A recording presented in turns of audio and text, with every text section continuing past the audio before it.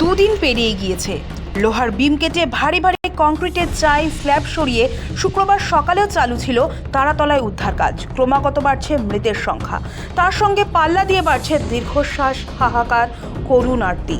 তারাতলার ধ্বংসস্তূপ নিয়ে উদ্বেগ আরও বেড়েছে।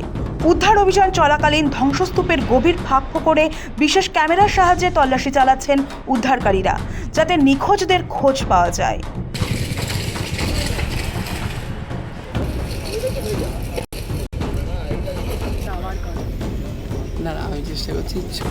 কলকাতার তারাতলায় ভেঙে পড়া শেডের ধ্বংসস্তূপে আটকে পড়াদের বাঁচাতে রাতভর চলে রুদ্ধশ্বাস উদ্ধার কাজ।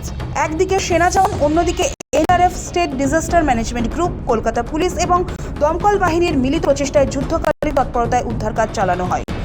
উদ্ধার হওয়া সমস্ত শ্রমিককেই তড়িঘড়ি এসএসকেএম হাসপাতালে নিয়ে যাওয়া হয়। উদ্ধারকারী দলের আশঙ্কা, ধ্বংসস্তূপের নিচে এখনও বেশ কয়েকজন আটকে রয়েছেন। তাদের খুঁজে বের করতে অত্যাধুনিক যন্ত্রপাতি ব্যবহার করছে সেনাবাহিনী। বৃহস্পতিবার ভর দুপুরেই কার্যত সন্ধ্যা নেমে এসেছিল কলকাতার আকাশে। অঝোরে বৃষ্টি, মুহুর্মুহু বাজ। প্রাকৃতিক দুর্যোগে ব্যাহত হয়ে পড়ে তারাতলার উদ্ধার কাজ। যদিও বৃষ্টি কমতেই ফের উদ্ধার কাজ শুরু করে পুলিশ, সেনা, দমকল, এনডিআরএফ। বুধবার তারাতলায় নির্মীয়মান গোডাউনের ছাদ ধসে পড়ে বহু মানুষের মৃত্যুর ঘটনার পর থেকে সারা রাত ধরে চলেছে উদ্ধার কাজ। বৃষ্টি শুরু হওয়ার সঙ্গে সঙ্গে যে গর্তটির ভিতর দিয়ে উদ্ধারকারীরা ধ্বংসস্তূপে প্রবেশ করে প্রাণের সন্ধান চালায়, সেই গর্তগুলি ঢেকে দেওয়ার চেষ্টা করা হয়। তবু ধ্বংসস্তূপের ভিতরে যে জল প্রবেশ করেনি এমন নয়, বিভিন্ন জায়গা দিয়ে ভিতরে ঢুকতে থাকে জল। অ্যাঙ্কেল কাটার, ড্রিলিং যন্ত্র সহ বেশ কিছু ক্ষেত্রে সরাসরি বিদ্যুতের প্রয়োজন হয়, তাই বৃষ্টি সেগুলি ব্যবহার করা যায়নি। কিন্তু যে যন্ত্রগুলি ব্যাটারি চালিত সেগুলি ব্যবহার করা হয়। সেই ক্ষেত্রে আগামী দিনগুলিতেও শহরের আবহাওয়ার উপর রয়েছে সেনা, এনডিআরএফ এর নজর। উদ্ধারের জন্য নাইট ভিশন ক্যামেরা সহ বিভিন্ন ধরনের 3D ক্যামেরা ব্যবহার করা হয়।